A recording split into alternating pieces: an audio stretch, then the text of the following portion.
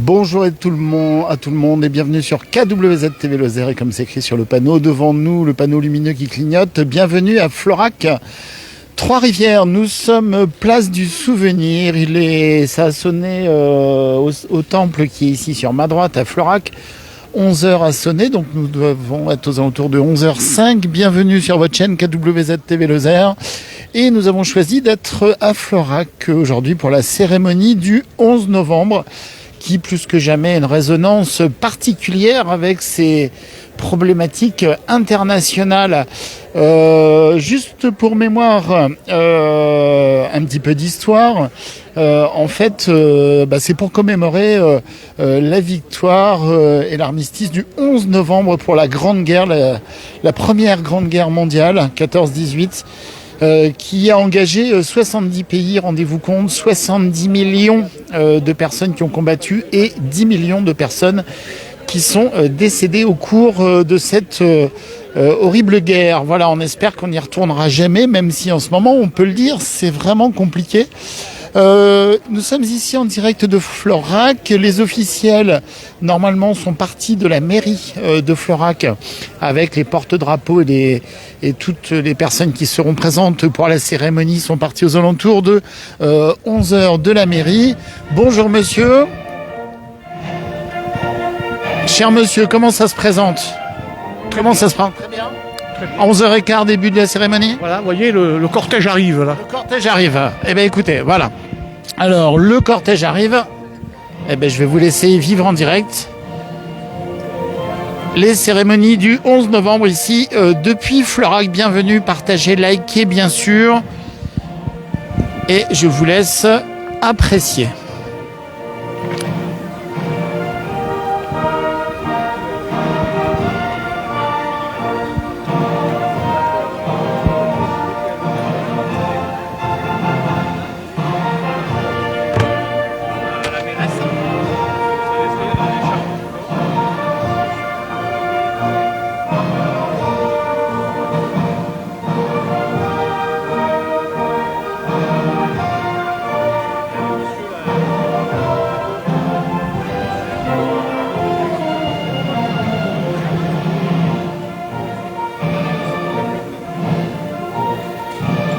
Donc tous les officiels, Madame le maire Fleur-Théron, Monsieur le sous-préfet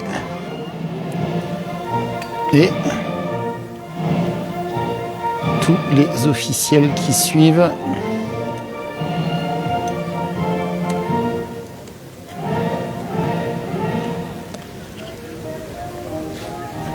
Donc je rappelle, nous sommes en direct de Florac dans les Cévennes pour assister à la cérémonie du 11 novembre ici.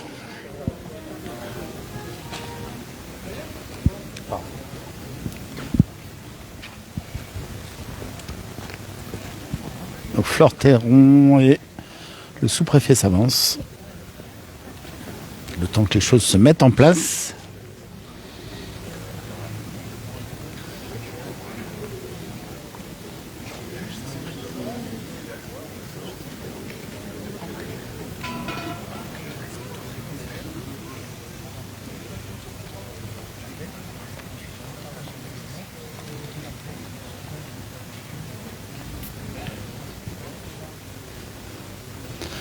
Bonjour messieurs, c'est important comme ça aujourd'hui des célébrations avec le souvenir? Oui. Pourquoi êtes-vous présent aujourd'hui? Pour partie des anciens combattants de l'Algérie. Alors expliquez-moi un peu cette... Alors, vous savez, il faut voir les responsables. Moi je suis pas le responsable. On va voir ça après. Allez. Début du discours. Cérémonie du 11 novembre 2022, 104e anniversaire du 11 novembre 1918. Mesdames, Messieurs, merci de votre présence. L'armistice victorieux pour la France et ses alliés après 4 années de combats meurtriers.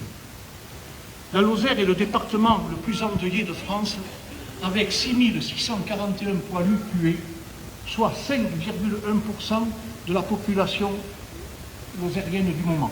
Je vous rapproche d'un haut-parleur pour que vous entendiez les discours. Autour de 3% dans les départements. Florac et ses alentours ne furent pas épargnés. Bédouès, 19 tués, Cocurès, 20, La Salle-Prunet, 23, Florac, 62 et Hispagnac, 83. Garde à vous!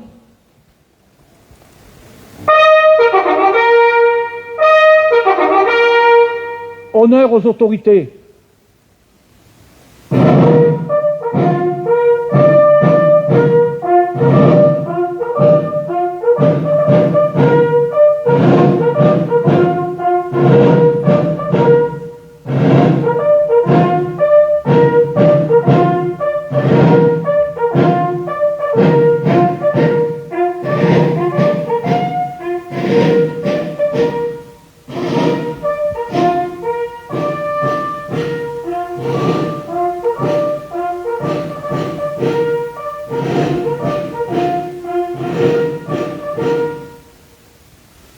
Envoi des couleurs.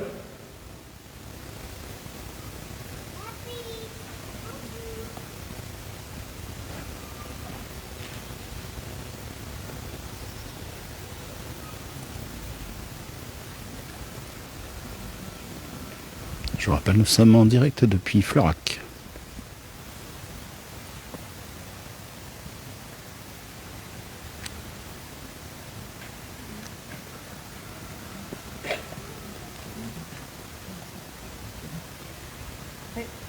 Envoyez.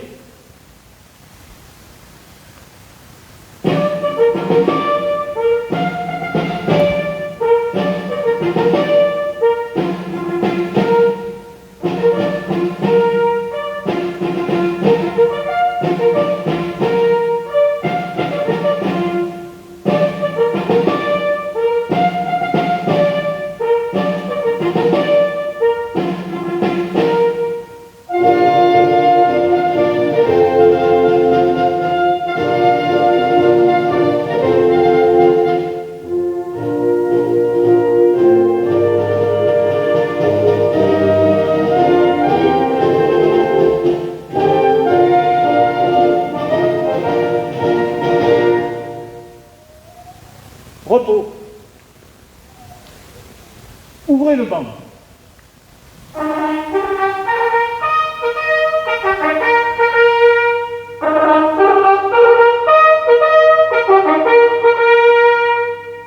Dépôt de gerbes par les autorités.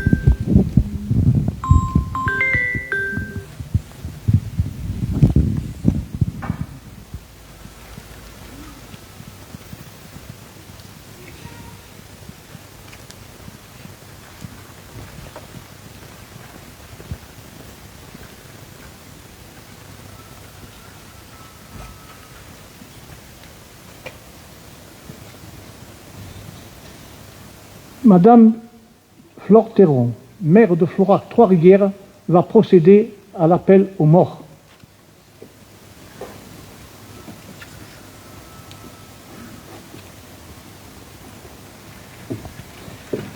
Je vais énumérer un certain nombre de noms et lorsque je ferai une pause, je vous invite tous ensemble à dire « Mort pour la France ».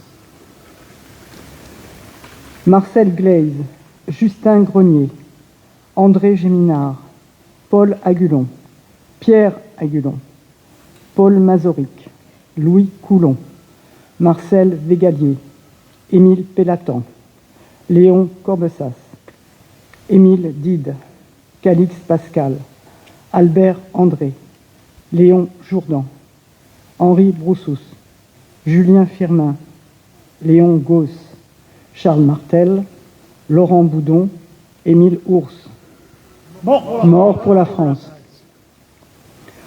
André Nollet, Gaston Bousquet, Roger Combé, Gaston Larguier, Camille Afflaté, Henri Vincent, Georges Michel, Paul Monteil, Albin Moline, Joseph Agulon, Arthur Huguet, Édouard Poc, Émile Agulon, Édouard Sabatier, Henri Folcher, Émile Couder, Abel Huguet, Félix Valette, Henri Dide, Ernest Jassin, mort pour la France.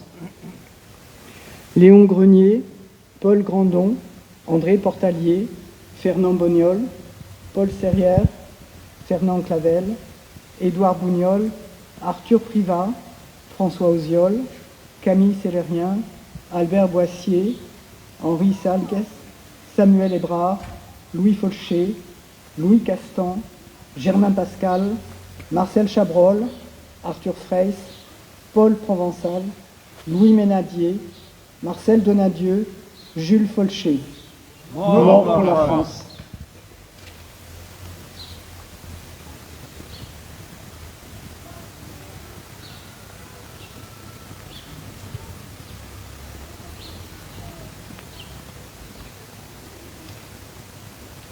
Nous allons entendre la sonnerie aux morts, qui sera suivie d'une minute de silence, du répit des clairons et du refrain de la Marseillaise. Drapeau aux morts!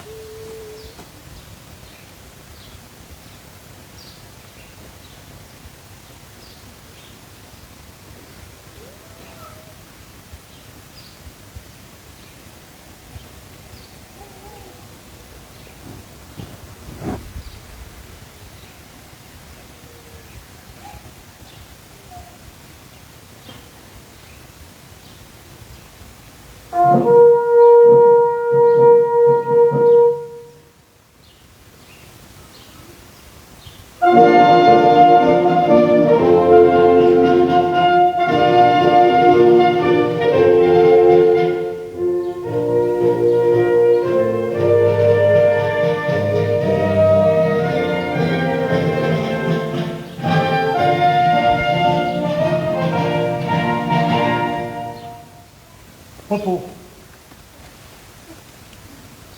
Fermez le banc.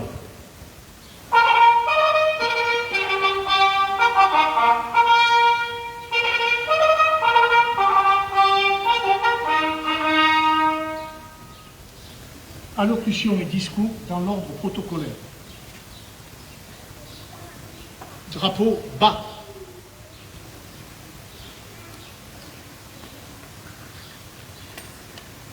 Devoir de mémoire oblige de rappeler les deux événements majeurs de l'année 1917 qui eurent, c'est certain, une influence sur l'issue de cette guerre meurtrière.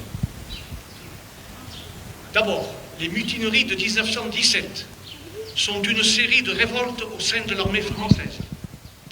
De nombreux facteurs ont provoqué cette rébellion, notamment l'échec humiliant que fut la bataille du chemin des Dames. Le 17 avril 1917, offensive dirigée par le général Nivelle, qui entraîna environ 200 000 pertes morts et blessés côté français.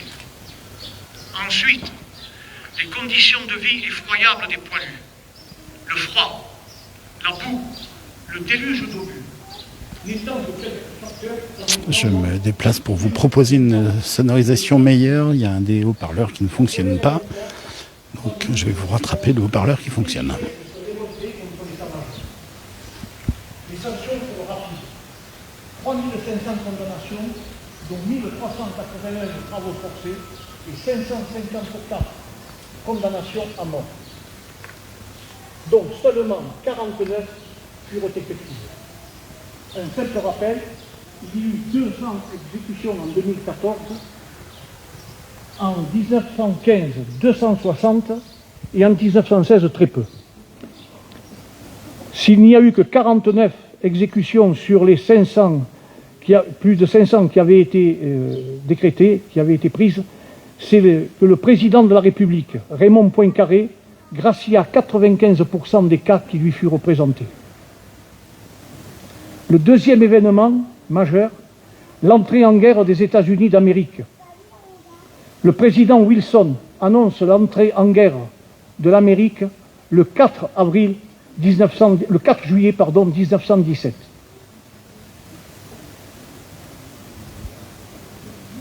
Les premières unités de SAMI, les soldats de l'oncle Tom, débarquent à Bordeaux le 4 juillet 1917. À la fin de l'année, ils sont 50 000 soldats américains sur le sol français. Au début de 1918, ils sont plus de 300 000 et ils seront 2 millions au moment de l'armistice du 11 novembre 1918, ce qui provoqua la capitulation de l'Allemagne, reçue par le maréchal Foch à la clairière de Rotonde entre 5 heures et 6 heures du matin, le 11 novembre 1918, à bord de son wagon d'état-major. Il est convenu que les clairons sonneront sur les fronts à 11 heures précises, accompagnés du carillon de toutes les cloches du pays.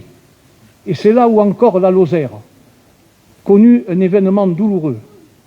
À quelques instants de l'armistice et que les clairons sonnent, Augustin Trébuchon, le berger du Malzieu forain, âgé de 40 ans lors de la déclaration de guerre, s'engagea immédiatement comme volontaire et fut affecté au 143e régiment d'infanterie, avec la mission d'agent de liaison.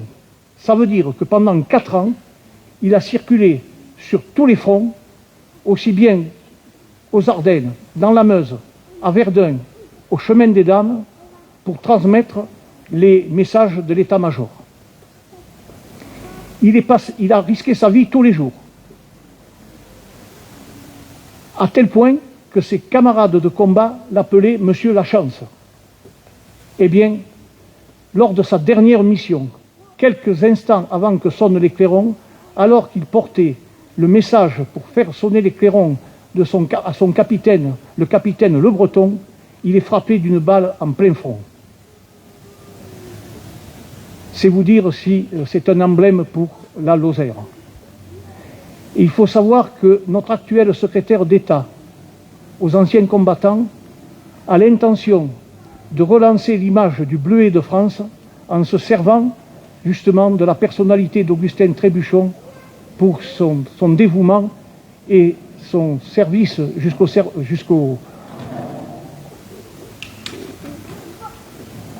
jusqu'à la mort, donc le 11 novembre 1918. La parole est maintenant à Monsieur Guy Miralles, président du comité FNACA de Florac, qui va nous délivrer le message de l'UFAC, l'Union française des anciens combattants.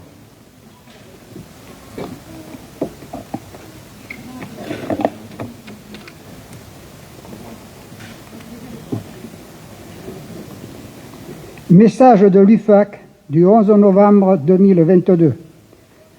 Nous célébrons aujourd'hui le 104e anniversaire de l'armistice du 11 novembre 1918. Armistice victorieux pour la France et ses alliés, après 4 années de combats meurtriers face à l'Allemagne et aux empires centraux. Il n'est pas une ville, pas un village de France, qui ne garde gravé dans la pierre d'un monument aux morts le souvenir de ceux qui sacrifièrent leur vie pour la patrie et la liberté. Ce 11 novembre 1918, la France déplorait 1 400 000 morts, 740 000 invalides, 3 millions de blessés, des centaines de milliers de veuves et d'orphelins. N'oublions pas ce lourd bilan, ni le courage héroïque des soldats de ce conflit, appelé à juste titre la Grande Guerre. Rendons hommage aux combattants de tous grades, français et alliés, qui ont fait preuve dans tous les secteurs du front, d'un courage exemplaire méritant la reconnaissance de la nation. Beaucoup d'entre eux sont morts pour la France.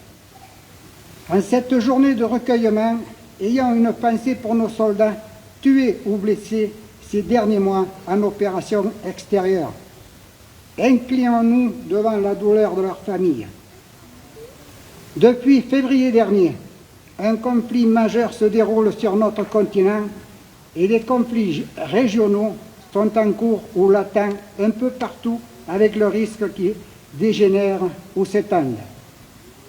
Dans cette situation stratégique périlleuse, le travail de mémoire a toute son importance afin d'éviter un retour des erreurs du passé pouvant entraîner les mêmes conséquences désastreuses.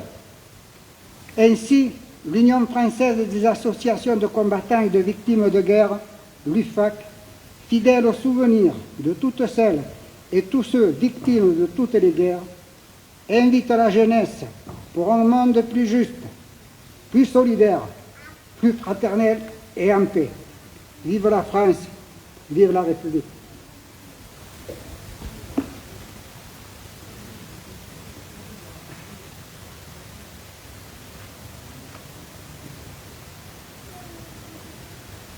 Drapeau haut.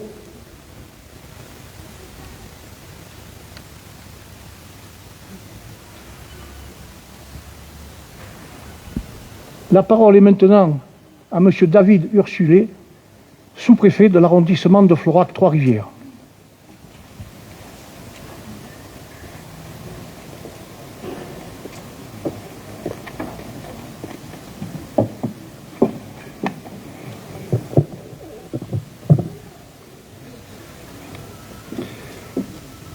Message à l'occasion du 11 novembre 2022, Journée nationale de commémoration de la victoire et de la paix, hommage à tous les morts pour la France, de M. Sébastien Lecornu, ministre des Armées, et de Mme Patricia Miralles, secrétaire d'État aux anciens combattants et à la mémoire. La nouvelle de la victoire se répand à la volée dans tout le pays, de clocher en clocher. L'écho du clairon vient d'annoncer la fin d'un conflit qui a éprouvé le monde et décimé les hommes. La fureur du canon s'est enfin tue, couverte par un immense éclat de joie. 11 novembre 1918, il est 11 heures, c'est l'armistice. Pour des millions de soldats venus du monde entier, c'est la fin de 4 terribles années de combat. Le soulagement est immense. La guerre est finie, mais pour les survivants commence un funeste décompte. Celui d'1 400 000 soldats français tombés au champ d'honneur, de 4 millions de nos militaires blessés ou mutilés, ces braves aux gueules cassées qui plongent la nation entière dans l'effroi et l'émotion. Le traumatisme est mondial. En tout, ce sont près de 10 millions de soldats qui ont été tués, 3 millions de veuves et 6 millions d'orphelins. Les morts sont presque aussi nombreux parmi les civils. Ceux qui sont revenus des combats racontent la puanteur des tranchées et le fracas des obus.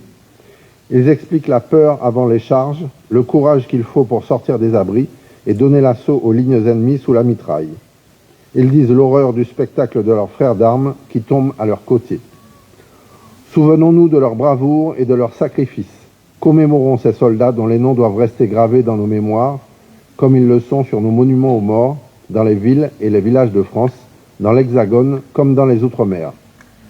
Souvenons-nous des soldats venus d'Afrique, du Pacifique, des Amériques et d'Asie, de ces soldats alliés venus verser leur sang pour la France et défendre avec nous la liberté sur une terre qu'ils ne connaissaient pourtant pas. Le sacrifice de nos poilus nous oblige. Il nous rappelle que la paix a un prix et que nous devons être désormais unis avec ceux qui étaient hier nos adversaires. Car ce n'est qu'avec le passé qu'on fait l'avenir, écrivait Anatole France. Ce souvenir, ce sont les jeunes générations qui doivent désormais s'en emparer, pour venir raviver la flamme de la mémoire de ceux qui sont morts pour la France, pour notre liberté. C'est la reconnaissance que la nation doit à ses combattants, à ceux qui sont tombés et à ceux qui ont survécu. Aux combattants d'hier et à ceux d'aujourd'hui, comme à leurs familles et ayants droit, la nation doit continuer d'assurer réparation, reconnaissance et droit, comme l'a voulu le président de la République. Cette année, nous honorons 2 soldats morts pour la France au Mali, le maréchal des logis chef Adrien Quélin et le brigadier chef Alexandre Martin. Honorons leur sacrifice et celui de tous les soldats qui ont versé leur sang pour la France. Le monde était convaincu en 1918 que la Première Guerre mondiale devait être la der des der, la dernière des dernières. Nous savons que ce qu'il advint de cet espoir, et aujourd'hui, en ce 11 novembre 2022, alors que la guerre est de retour sur notre continent, n'oublions pas le combat des poilus pour la paix et le sacrifice de nos soldats morts pour la France. Vive la République et vive la France.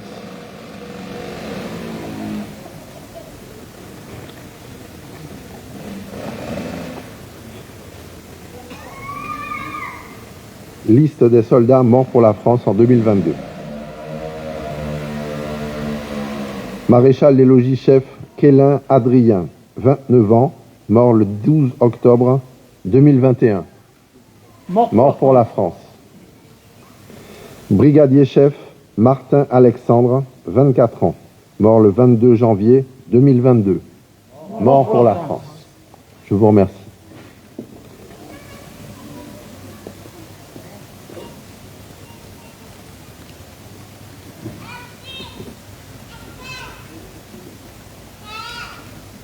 Fermez le banc.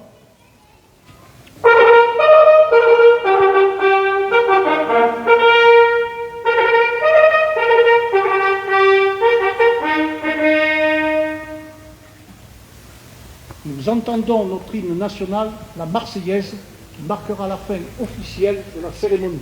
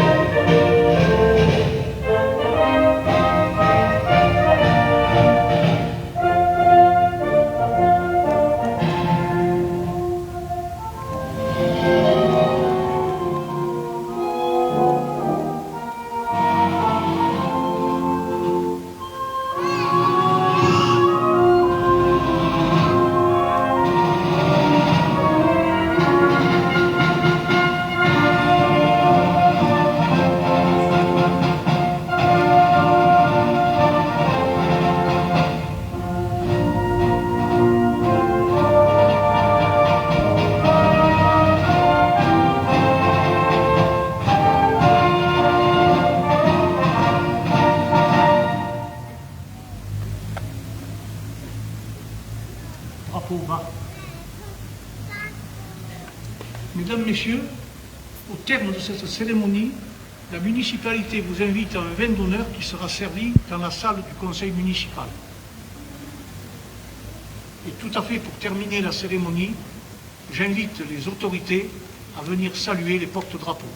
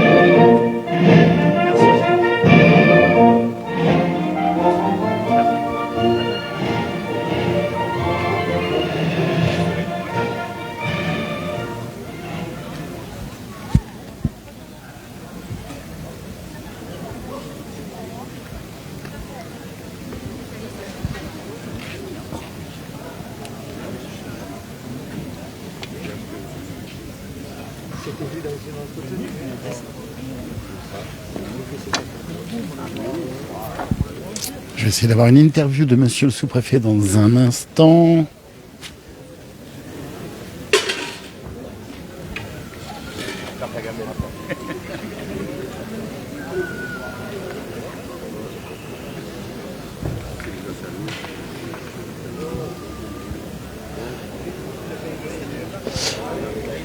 Monsieur le sous-préfet, bonjour. Nous sommes en direct sur KWZ TV Lozère. Comme d'habitude, je ne sais pas, mais... L'actualité. Actualité, alors là, justement, c'était un petit peu le journée de commémoration aujourd'hui qui revêt peut-être une intensité différente étant donné ce qui se passe au niveau mondial et voire même aux portes de l'Europe, enfin en Europe. Comme ça a été rappelé dans le message de Madame la secrétaire d'État aux anciens combattants, effectivement, il faut toujours accrocher le passé à l'actualité de manière à s'appuyer sur les leçons de l'histoire et éviter que les mauvais aspects se reproduisent, ce qui est malheureusement est quand même un peu le cas en ce moment. Qu'est-ce qu'on peut dire aux jeunes générations justement et à tout le monde, parce qu'il ne faut pas oublier, c'est important ces cérémonies comme aujourd'hui. On va faire une citation toute simple, c'est qu'un peuple doit absolument connaître son histoire, son passé et sa culture. Un peuple qui ne connaît pas son passé, son histoire et sa culture est comme un arbre sans racines. Et il faut se servir et s'appuyer sur ses connaissances pour pouvoir construire le présent et l'avenir. Des fondations solides. Merci beaucoup. Je vous en prie, merci. Merci monsieur le sous-préfet. Alors, est-ce que j'arriverai à voir Madame Fleurteron, Madame le maire de Florac, si elle est là?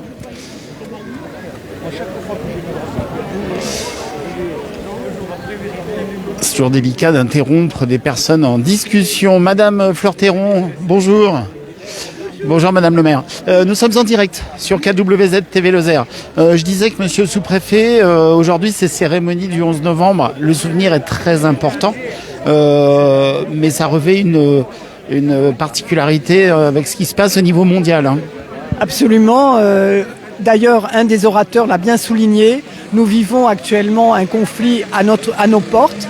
Et il est important que les jeunes générations aient cela en tête et que surtout, elles soient au niveau de l'histoire qu'elles n'ont pas vécue, mais qui était celle de leurs parents, arrière-grands-parents, qu'elles soient au courant. Et ça nous semble éminemment important chaque année d'avoir ce souvenir. Et moi, je suis toujours très très contente de voir qu'il y a des enfants qui sont là et qui participent et qui comprennent de quoi il s'agit.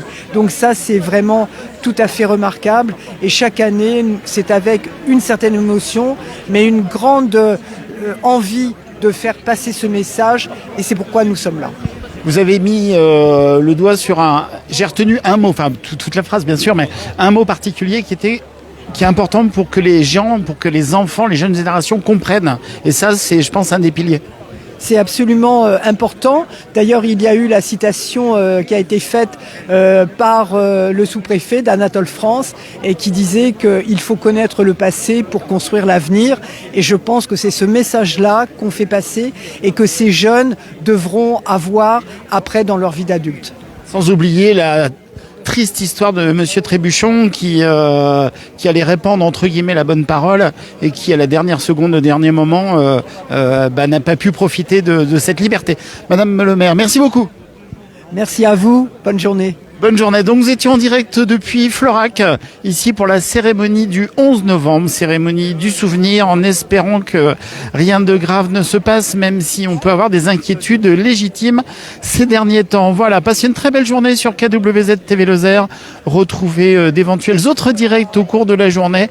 Partagez, likez bien sûr. Il est important comme ça, ici, de justement se souvenir. Et je vais finir sur l'image du monument. Allez-y, mademoiselle, j'ai une demoiselle qui passe. Ah oui, qui fait des photos. Alors, c'est photos souvenirs, ça c'est bien aussi. Voilà, photos souvenirs. Pour le souvenir, donc Florac et ses fils, morts pour la France, la Grande Guerre, la der des der, eh bien, qui n'a pas été la der des der, 1914-1918, et dans tous nos villages de France ou presque, nous avons comme ça ces poilus qui sont représentés, et on ne le dira jamais assez, la Lozère a payé un lourd tribut, puisque certains villages ont vu l'intégralité de leurs hommes qui ne sont jamais revenus de cette Grande Guerre. Malgré ces informations tristes, passez une très belle journée sur votre chaîne KWZ TV Lozère. On se retrouve très vite pour de nouveaux directs. À bientôt.